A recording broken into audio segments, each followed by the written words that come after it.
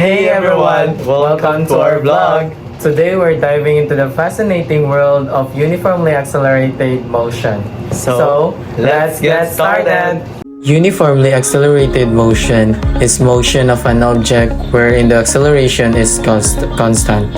In other words, the acceleration remains uniform, which means its velocity is changing by the same amount in each unit of time. Next, constant acceleration.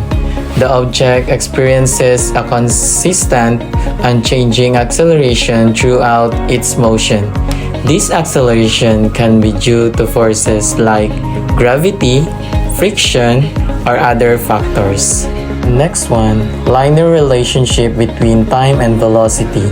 The change in velocity of the object is directly proportional to the time interval during which the motion occurs. Mathematically.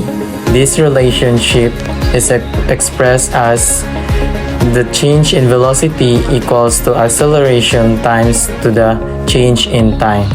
Now moving on to the velocity and time relationship. In uniformly accelerated motion, the velocity of the object changes linearly with time. This can be described by the equation velocity equals to the initial velocity plus acceleration times time, where the v is the final velocity, u as the initial velocity, a as the acceleration, and t for the time. Now for the distance and time relationship. The displacement of the object during this motion is related to time by the equation the displacement is equals to the initial velocity times time plus 1/2 times acceleration times the square of time squared. The s represents displacement, u as the initial velocity, a as the acceleration, and t for the time. Now for the vertical motion.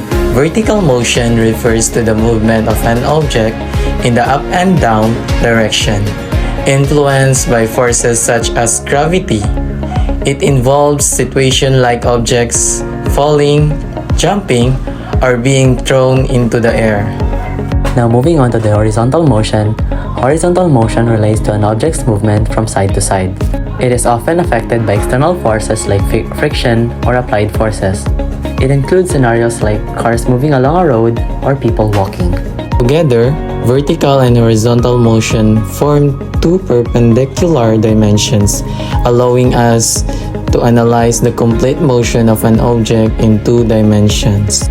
This is particularly relevant in cases of projectile motion or other scenarios where objects move both vertically and horizontally.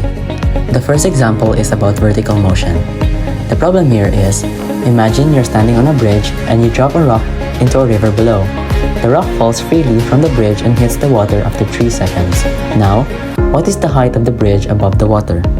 The formula used for this problem is the displacement is equals to the initial velocity times time plus 1/2 times acceleration times the square of time squared. For the given, d is the distance or the height of the bridge above the water in this case, and then v0 is the initial velocity of the rock, which is 0 meters per second since it's dropped from the rest. T is the time it takes for the rock to hit the water, which is 3 seconds. And A is the acceleration due to gravity, which is approximately 9.8 meters per second squared, assuming the Earth's gravity. Now let's plug in the values and solve for D. D is equals to 0.3 plus 1/2 times 9.8 times 3 squared. To simplify the equation, D is equals to 0 plus 44.1.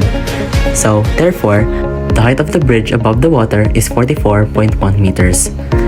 Now, to explain how we got the answer, the rock's initial velocity is 0 meters per second because it is dropped from rest. The acceleration is due to gravity and is approximately 9.8 meters per second squared. This value is negative because gravity acts in the downward direction.